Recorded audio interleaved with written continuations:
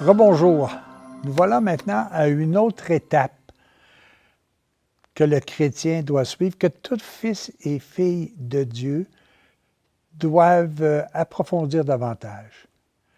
Le chapitre qui est consacré à l'Évangile de l'an 2000 s'intitule « Le chrétien, comme tous les fils et filles de Dieu, sont miséricorde ». Je vais lire ce texte et par la suite nous allons commenter ensemble pour que nous puissions voir comment il est possible pour nous d'appliquer cette notion dans notre vie de tous les jours.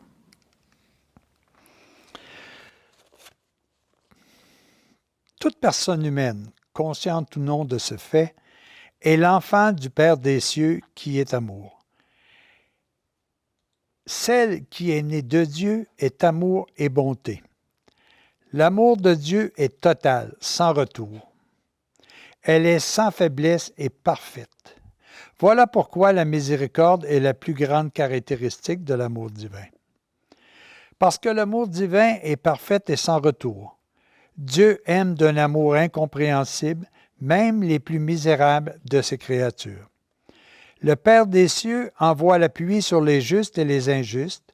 Il fait luire son soleil sur les bons et sur les méchants. L'amour du Père est constant, sans changement. Son amour essaie de ranimer sans cesse en vous l'étincelle de la vie divine. Il n'éteint pas la mèche qui fume encore, dit Matthieu. L'amour de celui ou celle qui est né de Dieu doit être également bonté et miséricorde. Quand Marie-Madeleine, la pécheresse, vint verser un parfum précieux sur mes pieds, Simon le pharisien disait « Celui-là n'est pas un prophète », car il saurait que cette femme est une pécheresse. Il ne comprenait pas l'amour divin. Quand les pharisiens m'amenèrent la femme adultère pour la lapider, ils ne comprenaient pas davantage la miséricorde de Dieu qui ne veut pas la mort du pécheur, mais qu'il se convertisse et qu'il vive. Aux pharisiens qui me reprochaient de manger avec les publicains et les pécheurs, je disais, ce ne sont pas ceux qui sont en santé qui ont besoin du médecin, mais les malades. Vous aussi, soyez bons. C'est le moyen d'être grand et de vous élever vers Dieu. Soyez miséricordieux comme votre Père céleste.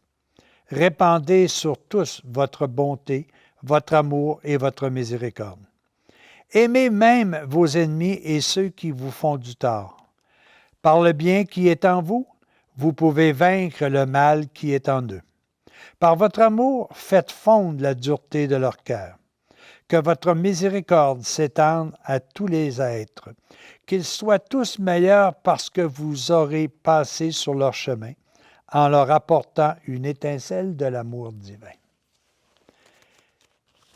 C'est très intéressant de voir la différence qui est apportée entre la miséricorde et le pardon. C'est deux choses différentes. Et je vais vous l'expliquer de la façon suivante. La miséricorde vient d'une origine, d'une étymologie qui est axée sur le latin, qui nous dit miséricorde. Miséri, c'est misère. Cordé, c'est le cœur.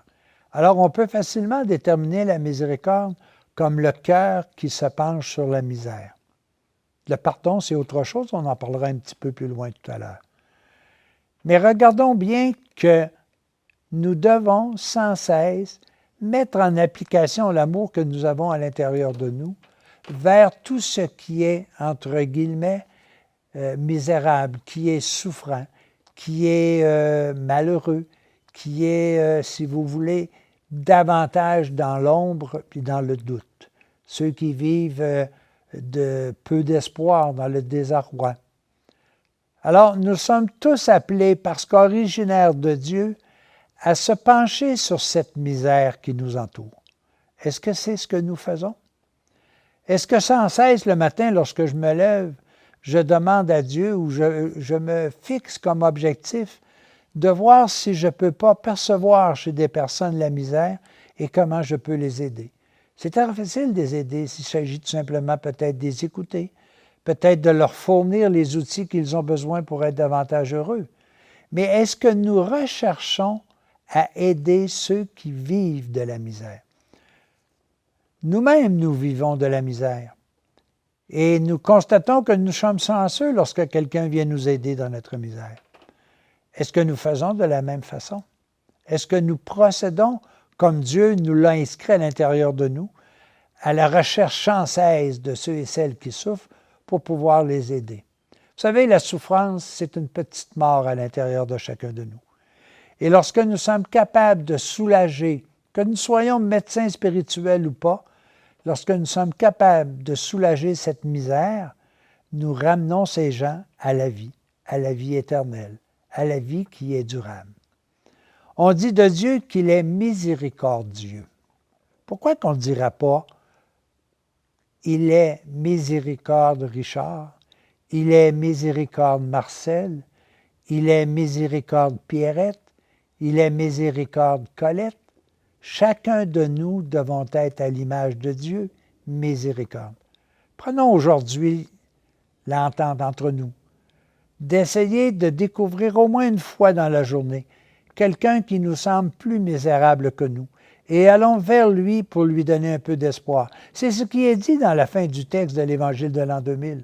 Faites en sorte que toute personne qui passe devant vous, qui vous côtoie chaque jour, puisse ressortir, grandir, puisse ressortir avec l'impression qu'on l'aime, qu'on partage avec lui sa souffrance et qu'on l'aide à guérir et à revivre pleinement.